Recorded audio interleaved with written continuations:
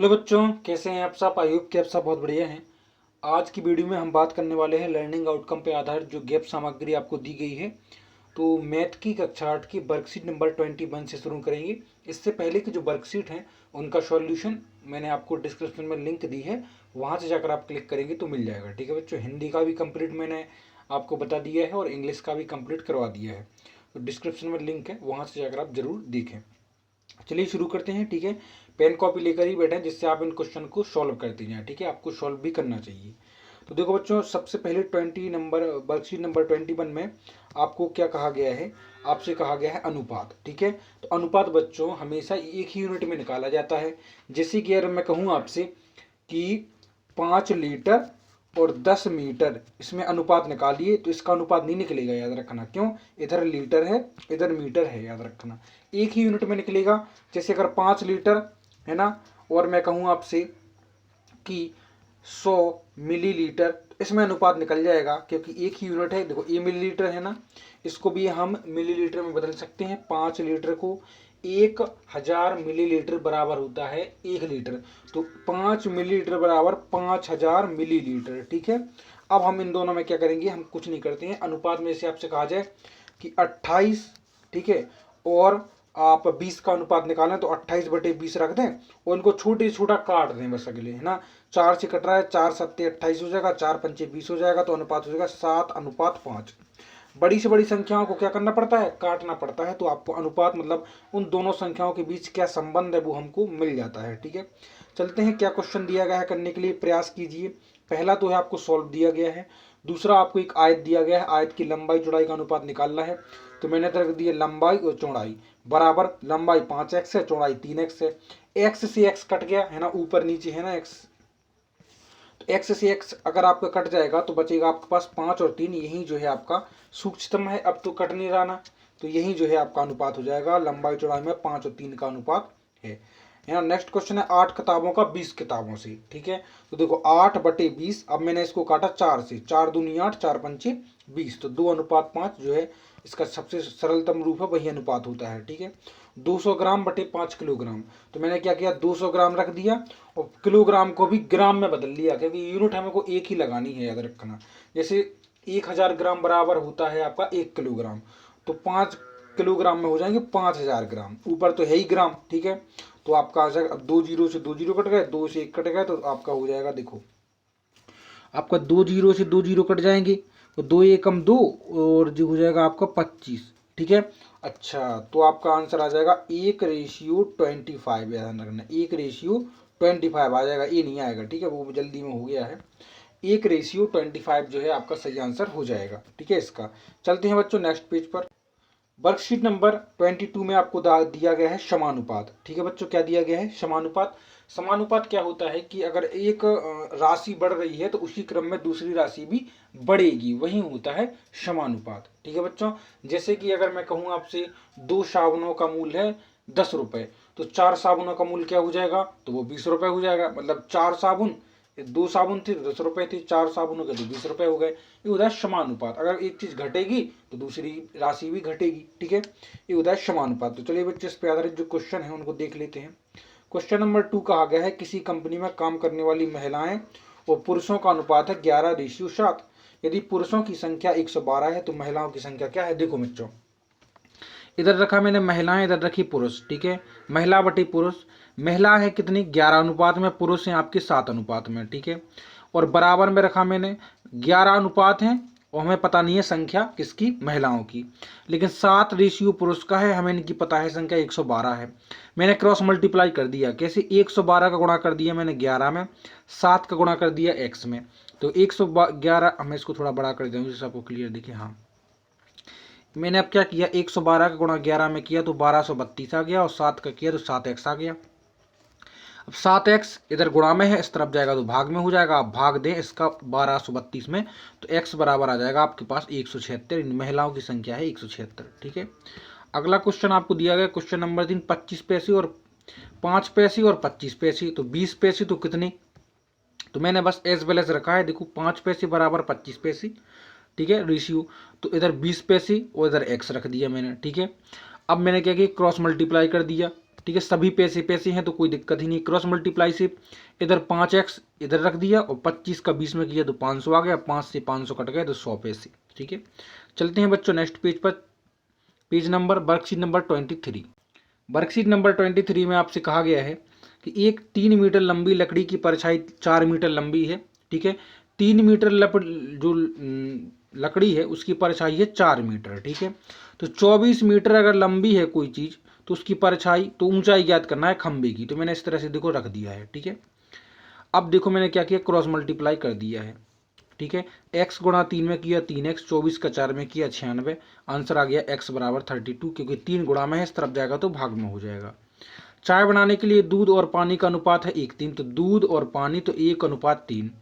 ठीक है, अब 2 लीटर दूध लगता है चाय बनाने के लिए, तो 1:2 हो गया, तो 3:6 हो जाएगा। क्रॉस मल्टीप्लाई करके इसको सॉल्व कर सकते हैं आप। ठीक है बच्चों, लेकिन अभी उसने ये बोला है कि कितनी चाय बनेगी। ठीक है, तो अब देखो 2 लीटर दूध है तो 6 आ गया अपना क्या पानी, तो आंसर आ जाएगा 6 + 2 यानी 8 लीटर जो है चाय बन जाएगी। एक कार 15 लीटर पेट्रोल में 240 किलोमीटर चलती है, तो 25 लीटर पेट्रोल में कितनी चलेगी, है ना। क्रॉस मल्टीप्लाई कर दीजिए, 15x 25 के इसमें करेंगे तो आ गया आपका, इधर गुणा हो जाएगा, जे भाग में गुणा में है इस तरफ जाएगा तो भाग में हो जाएगा, काट दीजिए इसको तो आंसर आ जाएगा 400 किलोमीटर। ठीक है, धातु के एक 3 मीटर लंबी पाइप का भार है 7.6 किलोग्राम। ठीक है, तो 3 मीटर का भार ये है, 7.8 का भार कितना होगा, क्रॉस मल्टीप्लाई करके आप सॉल्व करेंगे तो आपका आंसर जो है यही आ जाएगा कि x बराबर 19.76 किलोग्राम। ठीक है, चलते हैं नेक्स्ट वर्कशीट पर। वर्कशीट नंबर 24 में आपको थोड़ा ध्यान देना है, इसमें बीजीय व्यंजकों का गुणा करना है, जोड़ करना है। तो बच्चों पहले तो एक बात याद रखना कि सजातीय पद क्या होते हैं। ठीक है, आपको ये आनी चाहिए। जैसे अगर किसी संख्या के पीछे बाई है ना, और इधर अगर इधर 5x है तो ये सजातीय पद नहीं है, याद रखना। ठीक है, इवन मैं कहूँ अगर बाई स्क्वायर भी है तो ये भी सजातीय पद नहीं है। आपको पीछे की जो अचर संख्या होती है ना, जो चर संख्या, वो इक्वल होनी चाहिए, तभी कोई संख्या सजातीय पद हो सकती है। ठीक है, तो और जोड़ने में क्या होता है, जब भी आपसे कहा जाए जोड़ो तो 2 पद आपको दिए गए हैं, एक संख्या ये दी गई, एक संख्या ये दी गई, तो प्लस में आप बीच में आपको प्लस लगाना है, और जब भी कहा जाए माइनस तो आपको माइनस लगाना है। इधर बोला गया जोड़ा तो जोड़िए, तो मैंने इधर देखो इसको इस तरह से रखा है, आप भी समझिए। ठीक है, आप भी समझिए थोड़ा। 3x मैंने रख दिया, प्लस 11 प्लस 8z, देखो मैंने तीनों को रखा है। ठीक है, अब मैंने बीच में प्लस लगाया है क्योंकि और बोला है ना, तो प्लस लगा दिया। 7x - 5 रख दिया। अब मैंने सजातीय पदों को एक साथ ले लिया, देखो 3x 7x, तो इधर ले लिया मैंने 3x 7x। ठीक है, अब कोई भी सजातीय पद नहीं है क्योंकि 8z सिंगल है, 11 और -5 को पीछे मैंने धकेल दिया है। 3x 7x हो जाएंगे आपके टोटल 10x, इसका कोई सजातीय नहीं है, और 11 में से 5 घटेंगे तो बचेंगे 6, आंसर आ जाएगा 10x + 8z + 6। ठीक है, अब देखो बच्चों इसको ध्यान से देखना, इसमें क्या कहा गया, घटाओ। घटाओ में क्या करना पड़ता है कि जो दूसरा पद होता है ना उसको हमें कोष्टक में रखना पड़ता है। इससे पहले की वीडियो में भी आपको समझा चुका हूँ। ठीक है, वर्कशीट में तो घटाना में यही होता है कि दूसरे पद को रखना पड़ता है कोष्टक में, और कोष्टक के बाहर लगाना पड़ता है माइनस। अब होगा क्या, यदि माइनस बाहर लगा हुआ है कोष्टक के अंदर के पूरे साइन जो हैं चेंज हो जाएंगे, प्लस का माइनस में हो जाएगा और माइनस की संख्या प्लस में हो जाएगी। देखो मैंने किया है, मैंने इसको रख लिया, ये रखा है, फिर मैंने माइनस लगाया बीच में। ठीक है, क्योंकि माइनस करना है, ये लगा है इधर, फिर मैंने इसको रख लिया, लेकिन कोष्टक में रखा है, याद रखना कोष्टक में आपको भी रखना है अगर माइनस करेंगे तो। ठीक है, अब माइनस के कोष्टक के बाहर लगा है माइनस। ठीक है, अब कोष्टक के अंदर की संख्याओं की जो साइन है वो चेंज हो जाएंगे, जे प्लस में है तो जे माइनस में, जे प्लस में है तो ये माइनस में, और ए प्लस में है तो ये भी माइनस में। अब मैंने इसको सजातीय पदों में जमा लिया, 3ab, और ए बी कहाँ है, माइनस का 7ab। ठीक है, और कोई भी नहीं है, देखो a² हमने 2a² जमा लिया, और इधर 5a² है तो इसको भी जमा लिया, -2b 5b, तो इनको b² इधर जमा लिए। अब आप कर सकते हैं 3ab में से 7ab घटाएंगे तो बचेगा माइनस का 4ab, माइनस को 2a² 5a² तो हो जाएगा माइनस का 7a², और माइनस का 2b² माइनस का 5b² बराबर माइनस का 7b²। ठीक है, अगला क्वेश्चन है, थोड़ा बड़ा है। ठीक है बच्चों, तो इसको भी मैं सॉल्व करके तो नहीं बता सकता, सॉल्व मैंने कॉपी में ही कर दिया है। ठीक है, और यदि आपको क्लियर नहीं दिख रहा है तो वीडियो की क्वालिटी जो है इंक्रीज कर ले, जिससे आपको क्लियर दिख जाए।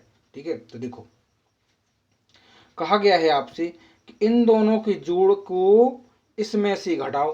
ठीक है, तो पहले आपको इन दोनों को जोड़ लेना है और इन दोनों का जो जोड़ आएगा उसको आपको इसमें से घटाना है। तो बच्चों देखो, जोड़ हमको ऊपर वाली विधि से ही सॉल्व करना है। तो मैं आपको थोड़ा बड़ा करके बताऊं। पहले पहले मैंने इन लोगों को जोड़ा है। देखो मैंने इन लोगों को किसको किसको जोड़ा है। देखो बच्चों, इसको और इसको जोड़ दिया मैंने। देखो इधर जोड़ा है ना। क्या किया मैंने, देख लो ध्यान से।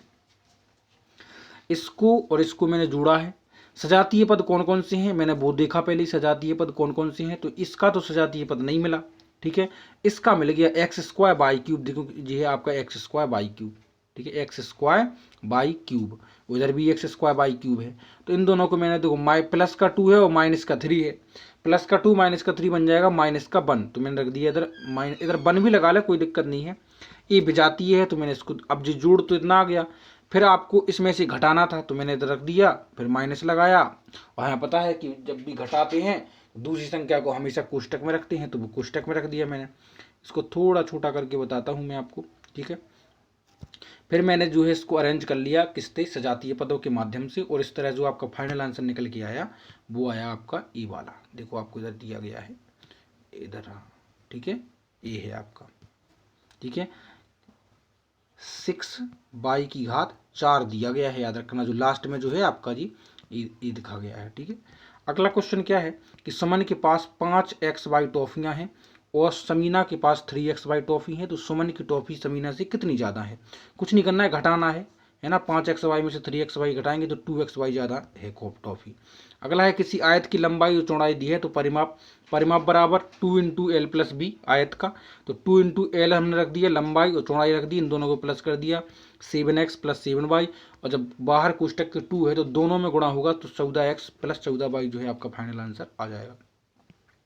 वर्कशीट नंबर 25 पे चलते हैं। वर्कशीट नंबर 25 में आपसे कहा गया है कि प्रतिशत को भिन्न और दशमलव में लिखना है। तो बच्चों बिल्कुल इजी है। जैसे मैं कहूँ आपको 25%, तो 25/100 लिख लो और 100 से आप भाग दे दो 25 में, तो 0.25 आ जाएगा, कुछ नहीं है। 5% है तो 5/100 और फिर आपको 100 से भाग दे देना है, तो 0.05। भाग तो आते होंगे ना दशमलव वाले। ठीक है, पहले ये विषम भिन्न है ना, पहले मिश्र भिन्न है तो इसको विषम में बदल लिया मैंने। 18 चौको 72 और 3 75/4। फिर नीचे अपने 100 लगा लिया और 400 से भाग दिया तो आपका इतना आंसर आ गया। 150 का भी ऐसी हाल है, 150/100, 100 से भाग देंगे तो 1.50 आपका जो है आंसर आ गया। ठीक है, अगला है 200 का 20% क्या है, तो 2500 का 20%। तो 2500 का मतलब होता है गुणा, और 20 हमने इधर लिख दिया है और परसेंट का नीचे 100 लगाएंगे। ठीक है, 2500 गुणा 20/100 बराबर 500 आ गया। 50 किलोमीटर का 120% तो 60 किलोमीटर आ गया। और 1 किलोग्राम का 75% जो है आपका आंसर आ जाएगा 0.75 किलोग्राम या फिर 750 ग्राम। दोनों जी आपके आंसर है, कोई भी आप लिख दें इसमें से। ठीक है, तो इस वीडियो में इतना ही। मिलेंगे आपसे नेक्स्ट वीडियो में जल्दी ही बच्चों। Take care.